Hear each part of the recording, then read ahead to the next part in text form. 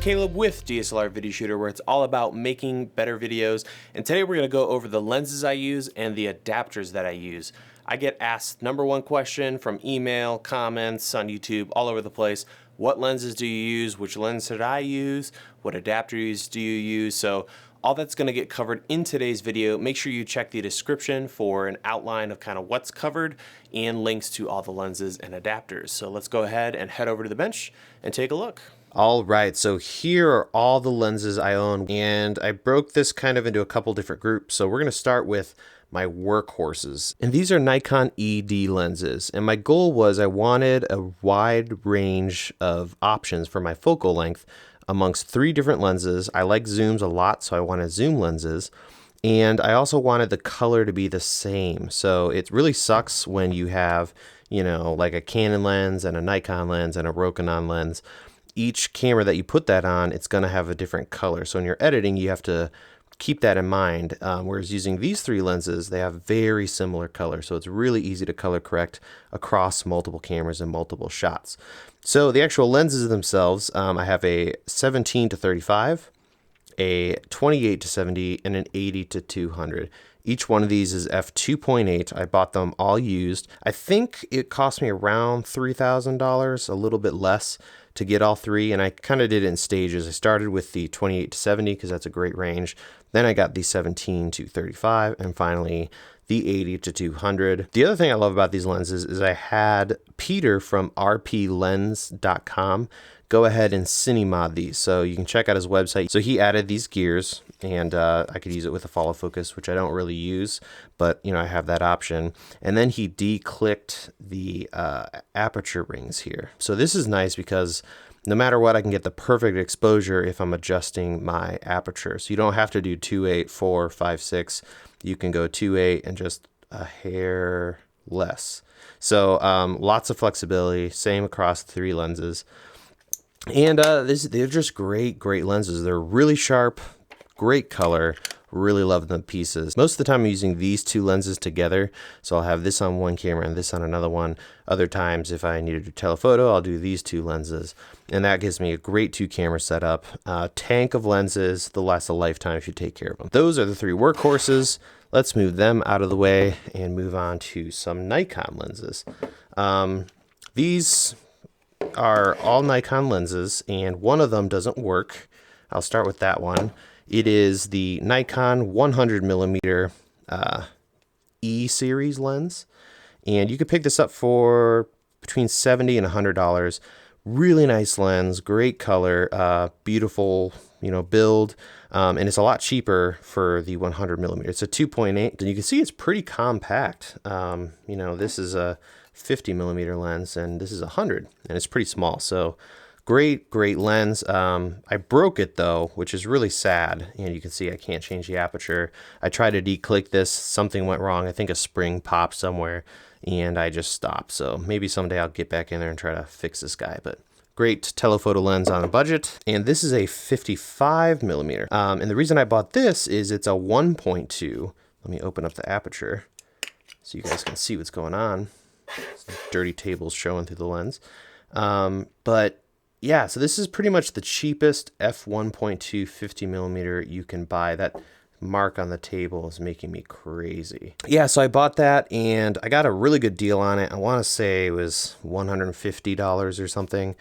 It is soft at 1.2, and I found that this lens kind of suffers with that. So, you know, you can't really use it at 1.2 if you want a really sharp image, but you can still get some great shots with this thing. And again, it's the cheapest f1.2 lens you can kind of buy that I know of. So the next lens for the Nikon stuff I talked about in one of my previous videos, my 3 cheap lenses under $80 each, and that's the Nikon 35-70 f3.5. If you want to learn more about this lens, check out that other video. I'll have a link in the description. Really good lens, and I use this as kind of a kick around lens if I just need a knock around zoom lens I can use. Works really well. It's kind of gross and dirty, but it, you know, does a good job. And I got it for under $80, so it's pretty cheap. And that does it for the Nikons. Now we're going to talk about 2 oddball lenses. I'm not going to spend a lot of time because, again, these are under $80 and they were in that other video. and that's the Olympus 1.8 50mm. Don't get the Canon 1.8 or the Nikon 1.8. Newer lenses. Just get one of these and put an adapter on it and you're gonna love it. Beautiful lens, fully metal, really nice focus ring. And then there's the Helios 44-2, which is really awesome.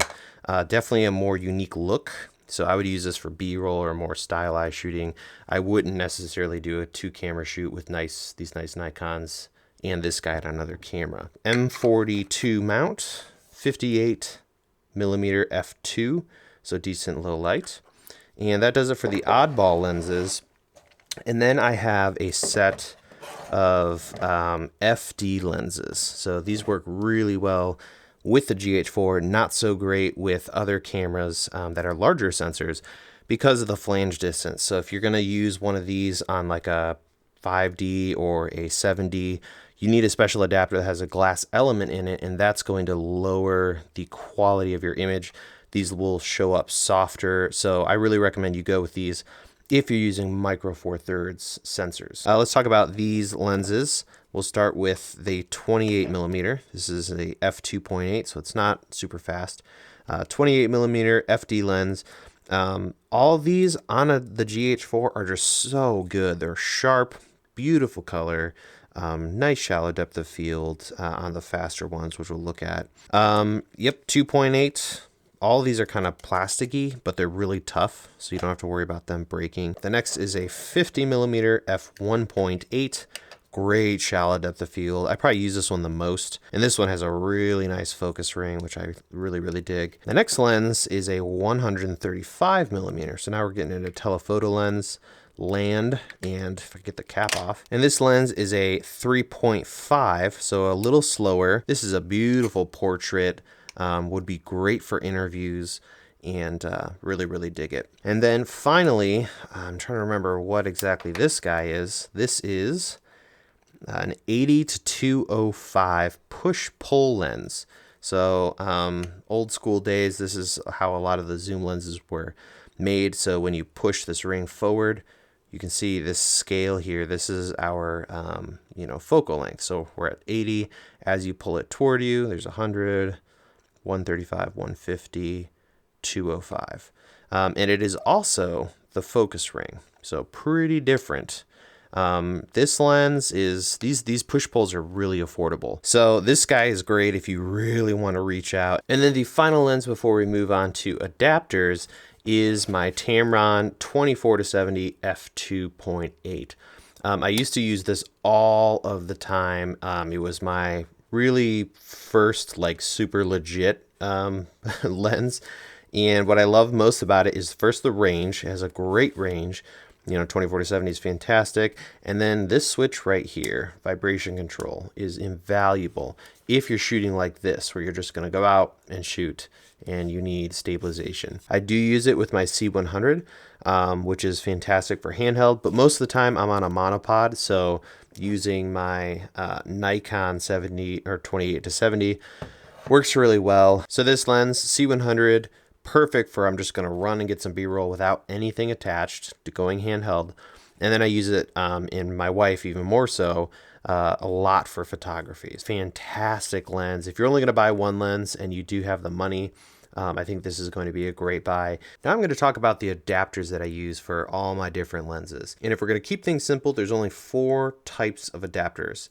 There are passive adapters like this, which is literally just going to take a mount and adapt it to a different mount. So Nikon to Canon, passive adapter. Very affordable, easy to find. And then there are non-passive adapters or electric adapters. They have electronics in them, so you can get a Canon lens and use it on a Sony camera and still have autofocus and all that kind of stuff, image stabilization. They're great, a lot more expensive. Then you have throttle adapters, which is kind of a Photodiox branded thing, and that's just a fader ND built inside of the adapter, which is kind of slick. I don't have one, so I can't really show one to you. And then finally, there are speed boosters or focal reducers that take a full frame or cropped sensor, camera lens and work with smaller sensors. So for instance, this is a 35mm full frame lens, and I have a speed booster which reduces the crop factor on my GH4. So we'll talk about those in a second and how you can get them cheaper than the Metabones brand. Probably 90% of the adapters I buy are photodiox adapters, and these are usually between $10 and $15 on Amazon. Here's just one that goes from Nikon to Canon. Very cheap, and they're good enough. So they're a little janky, some of them. They have on these adapters, you can adjust the grip on them so they're a little tighter. Some lenses like this one, it's nice and snug.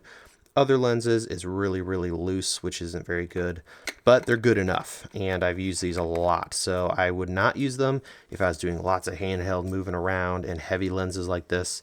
But since most of the time I'm on sticks shooting stuff like this, it's totally fine for interviews and all that kind of thing. Here's another example. Screw mount, which I'm fine going cheap with because they screw on. So this actually threads onto the lens. And that's another photodiox, like $5 or $10. OM to Canon, just great stuff. Another brand that I've used on occasion is the Cinovate adapters. A little more expensive. I think we're talking $30, $40.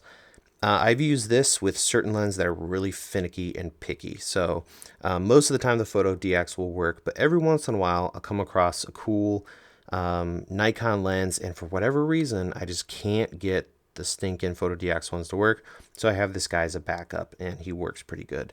Another one, again, a little more expensive. I want to say similarly priced to the Cinovate, around $40, maybe $30, is the Red Rock Micro adapter. I think they only make one type, and that is the Nikon to Canon. But what I love about this, first of all, it's really light.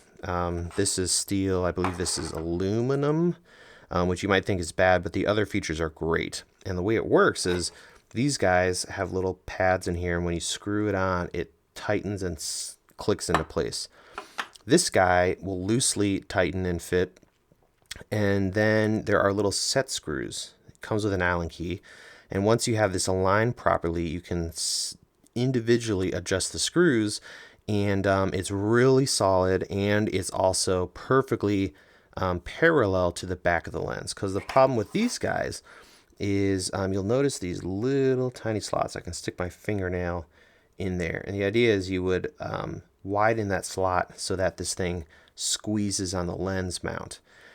The problem with that, and a lot of the loose ones, is at the end of the day, it's not parallel with your lens, which can cause focus issues and all kinds of problems. So you want this thing perfectly parallel with the lens. So this can be an issue. Whereas with these guys, if you do it the right way and follow the instructions, by adjusting the set screws, you're getting it perfectly level. So great adapters. You can buy 3 in a pack. So I really like them. I wish I had known of them earlier. And there's an off brand. I can't remember the name. Not Sun Photo, but it's an Amazon brand that's really popular. And they do make a really good passive EOS to NEX or E-mount. So I'll use this when I review a Sony camera and I want to take something like this, which already has a Canon mount, and attach it to a Sony camera. So it lets me interface with that without having to find a way to get all of my lenses adapted. So this thing is pretty darn solid, fully metal, really nice adapter for the money. So I'll put a link to this model. I'll figure out which one it is. But if you're looking for Canon to E, this is great. If you're looking for the best passive adapters, you can't beat Metabones. So this is a Nikon to Panasonic or Micro Four Thirds rather adapter. So it's passive. It's not a speed booster. There's no glass here, but it is the most solid adapter I've ever worked with. Really, really snug, and they got the engineering just right. So if you just want to take a lens and adapt it to whatever, check out their passive adapters. Really nice locking pins, just great adapters. Fully metal, gotta love it. So with the passives out of the way, let's talk about focal reducers or speed boosters. I do have a Metabone speed booster. I used to have 2 of these. I sold one of them, and A lot of you guys probably know about these, and I'm not going to go into how to use them, but they're pretty simple. They essentially take larger sensor cameras, work with smaller sensor cameras, and reduce that crop factor. So this 17 millimeter at 17 would be close to 40 on a GH4, but with this, you reduce that crop. So really good. You just can't beat these from Metabones. They're the best. They're the sharpest. And there's lots of different models to fit whatever kind of lens or camera that you're working with. Now I have found, if I can get the lens cap back on, another brand that is not bad. And I will say I haven't tested all of their different models, but I have used a lot their FD to micro four thirds. And the beauty of this is most of these Metabones are between 380 to like $600. They're really expensive. This guy was $99 and it works really well. I've had a lot of good experiences with this on the micro four thirds, and this is from a company called Roxen. A lot of people, after I've done several videos on and talking about this, have said that they're out of stock all the time. Check eBay instead of their website. And someone else was telling me that most of these knockoff speed boosters or focal producers are all manufactured by the same manufacturing plant. So you can find different brands if you just search whatever you're looking for. So FD to micro four thirds focal reducer on eBay, you're probably going to find the same thing, even if it isn't by the company that I bought from. So really happy with that. Again, I haven't tried their other focal reducers, but the FD to micro four thirds has been really stellar. So those are the lenses and adapters that I use. A couple things to keep in mind. This took me 6 years to put together, so it's not like you have to go out and buy all these at once. The second thing is I don't even use most of those lenses. The reason I've kept them is every time I sell one of those lenses, I need to do a video about FD lenses or with a certain mount. So I just hang on to them. They are very affordable, those older vintage lenses. So hope this has encouraged you and given you some ideas when it comes to getting lenses for video and adapting them to your camera. If you have any questions, let me know. That's it for this week. Thank you so much for watching. Make sure you subscribe to keep up to date, and I'll see you guys in the next video.